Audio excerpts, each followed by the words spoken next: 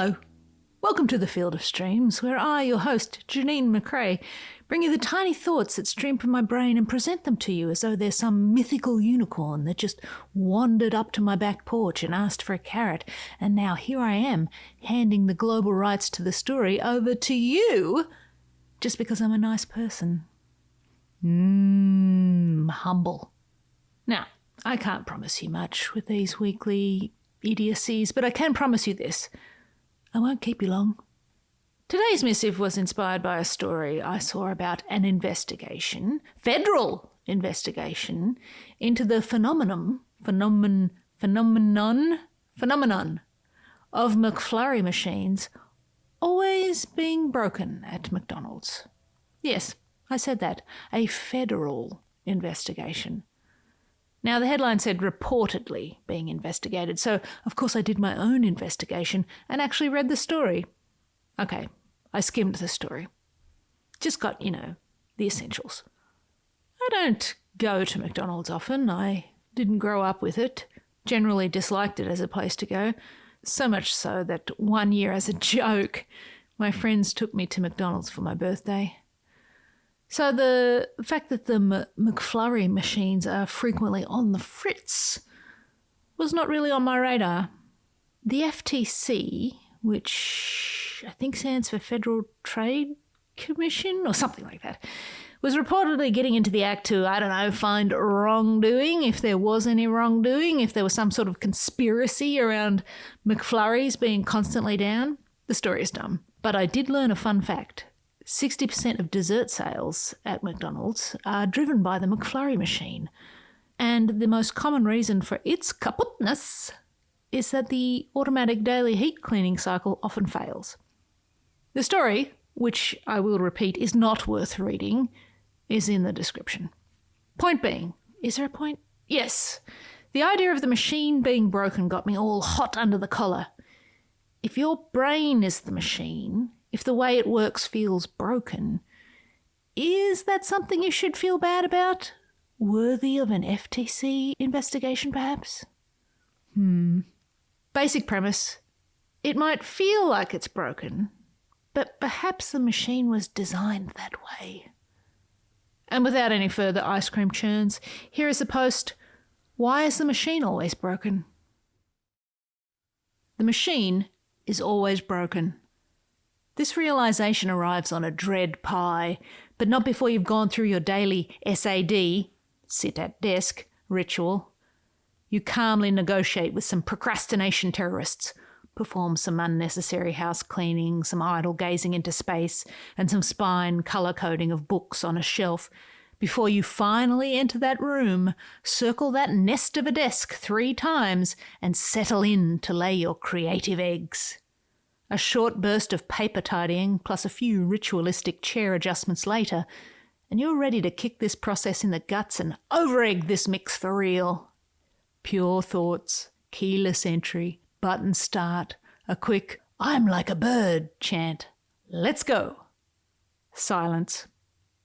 You sit there, waiting, fingers as eagles hovering over alphabetical field mice, eager to peck out the eyes of genius. Claws twitching, you are primed to haul wiggly word carcasses to the hungry mouths of an audience you don't have. Is the handbrake on? Should I jiggle a cable? What's going on? Why is it that just when you need it the most, to begin work on days when you sorta don't really wanna, your brain won't start? Well, I'm glad you asked, because as the proud owner of a broken, out of order, run-down disaster of a machine, I'll tell you this is simply a problem of perception. You need to reframe your disdain for your broken brain. Time to eat your pie. Fully functioning machines that hum and sing and purr and don't need a good kick in the ping-pongs every now and again produce 0 results. 0. And accidents are the point. Your broken machine of a brain that spluts and groans and takes some mighty cajoling some days to even fire on 1 cylinder, let alone 8, is filled with slip and falls waiting to happen. Happy accidents of imagination. This is the function, the entire raison d'etre of your broken brain. You don't want a sign that makes OSHA happy.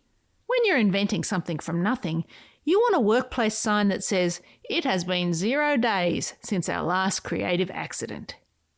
You want a machine that'll whip off your fingers, mash up your thoughts in the gears of unknowingness, and deliver victorious idea settlements to the conveyor belt on the other side. Yes, the machine is always broken, but it just works better that way. This brain, this motor, this engine of immense density and complexity runs hot and cold, or barely runs at all. It is the puttering and spluttering that makes you, well, you. Its brokenness is why you think the way you do. Don't lament it, celebrate it. You are the custodian of this broken lump of junk, and I use the word junk with the affection of someone who loves a good ferret about at a garage sale.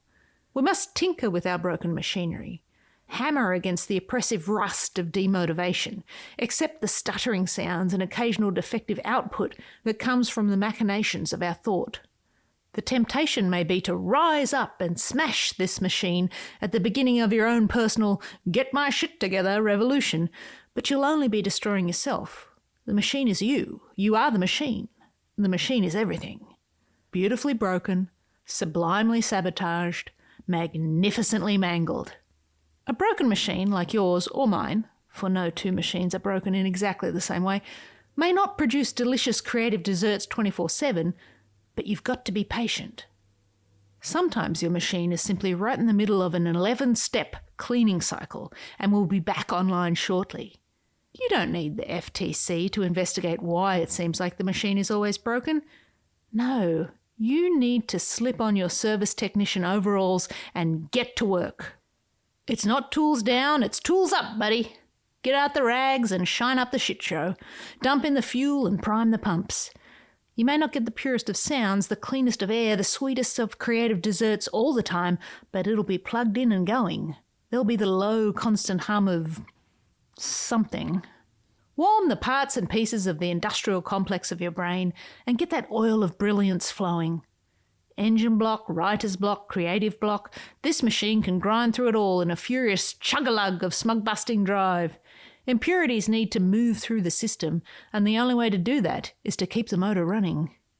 Even when broken, this machine is capable of incredible things. As long as you're getting in there and doing the maintenance and turning the key every day, there is nothing it cannot potentially do. It kills, it slays, it positively slaughters. This machine kills time. This machine kills boredom. This machine kills regret. This machine kills procrastination terrorists.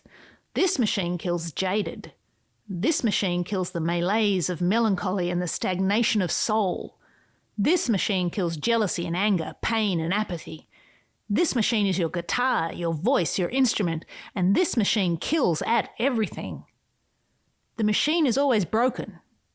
It's a feature, not a bug. And there you have it, this week's episode. I hope you'll come back for more, and if you want to make sure you never miss one of my short ramblings, remember to click that little button to follow this podcast. I appreciate your ears. Actually, not just your ears. All of you, you're doing great! These little missives are designed to inspire creative folk to get out and make something of their own. If you do enjoy my writing, please be sure to subscribe to the Stream newsletter at janinemccrae.substack.com, and until next we meet, love what you love, and I'll see you out there making the stuff. Bye!